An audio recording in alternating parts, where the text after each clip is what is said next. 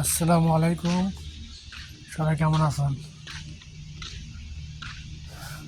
ভাই, কষ্ট শেষ নেই রে ভাই। কি বলবো, দুঃখের কথা। এমন একটা কোম্পানিতে এলাম, হঠাৎ করে কোম্পানি বলেছে কোম্পানি বন্ধ করবে। বুঝতে পারছেন?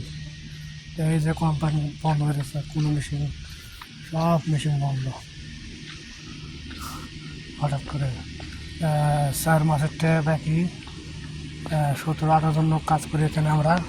সব মেশিনই বন্ধ, সব মেশিনই বন্ধ। কোম্পানি বলেছে কয়েকদিন দেরি করে তো টাকা ফিরে দিয়ে দেবো। এভাবে 7-8 দিন হইতেছে, টাকার কোনো খবর নেই। ফোন দিলে ফোন রিসিভ করে না, কোনো মুদির কবির কেউ আসে না এখানে। কী বলবো ভাই, দুঃখের কথা। কপালে কী হয়েছিল, একটা বছর হলে সৌদি আরব আছে রে ভাই। ঋণ মানে কিস্তি তুলে সৌদি আরব আছে, কোনো ঋণ শোধ করতে পারিনি এখনো। কী বলবো, দুঃখের কথা ভাই। সৌদি আরব 17-18 জন লোক আমরা, একজন 4,000-5,000 রিয়াল করে পাই আমরা। অনেক টাকা পাই। কোম্পানি হঠাৎ করে বন্ধ করে দিয়ে বলতেছে কোম্পানি চালাবো না, মাল যাইতেছে।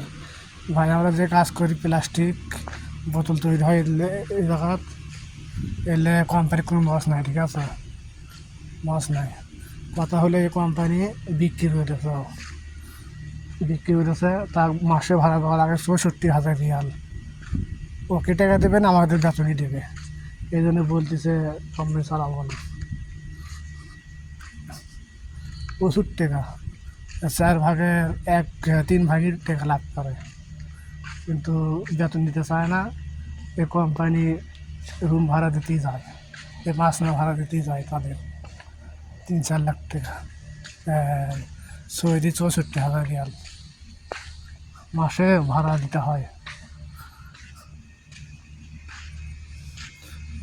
এগুলা বোতল তৈরি করে, এগুলো তা বলতেছে এগুলো বিক্রি করে তোদের টাকা দেবে। এবার আছে সাদা বোতল আছে, এবারে বিক্রি করে কি আমাদের 17-18 জনের বেতন হবে। একজন 4,000-5,000 রিয়াল করে পাইতেছি। এবারে টাকা হবে নাকি? এবারে বোতল, এতটুকু বোতল বিক্রি করে জীবনও হবে না।